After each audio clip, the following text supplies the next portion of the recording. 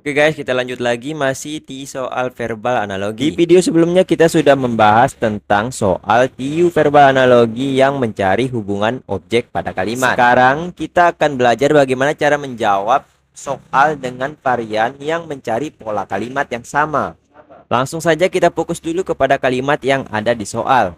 Novi menulis cerita dan puisi di perpustakaan dengan penuh semangat. Untuk mengetahui pola dari sebuah kalimat, kita harus tahu dulu apa aja bagian-bagian yang harus ada pada sebuah kalimat. Sebuah kalimat terdiri atau tersusun dari beberapa bagian, teman-teman. Ada subjek, predikat, objek, keterangan, dan pelengkap.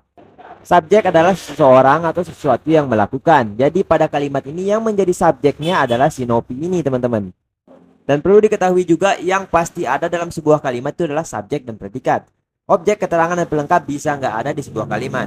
Kita lanjut lagi, yang menjadi predikat adalah sesuatu yang dilakukan. Di sini adalah Novi itu lagi ngapain? Novi lagi menulis. Artinya menulis ini adalah predikat pada kalimat ini. Menentukan subjek dan predikat adalah hal yang pertama yang harus kalian lakukan untuk mengetahui pola dari sebuah kalimat.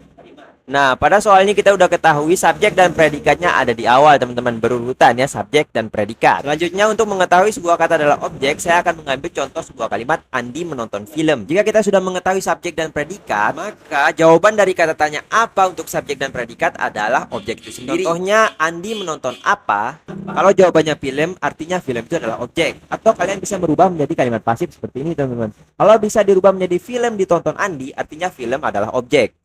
Menggunakan pendekatan seperti itu, kalian bisa langsung tahu cerita dan puisi adalah objek pada kalimat Novi menulis cerita dan puisi. Kita lanjut untuk kata di perpustakaan dengan penuh semangat. Jika tadi kata objek itu berasal dari kata tanya apa, maka untuk kata keterangan berasal dari kata kenapa, bagaimana, di mana, ataupun kapan. Itu semua bisa menjadi kata keterangan. Dan perlu diketahui juga, kata keterangan bisa dipindah-pindah, bisa pindah ke depan, ataupun berada di antara subjek dan predikat. Dengan melihat contoh ini sudah jelas kita tahu kalau di bioskop itu adalah kata keterangan tempat. Seperti yang saya bilang sebelumnya, kata keterangan itu adalah jawaban dari kata tanya kenapa, bagaimana, di mana, ataupun kapan. Sehingga kita bisa mengambil contoh lain dengan kata dengan bahagia. Dengan bahagia itu adalah jawaban dari kata tanya bagaimana.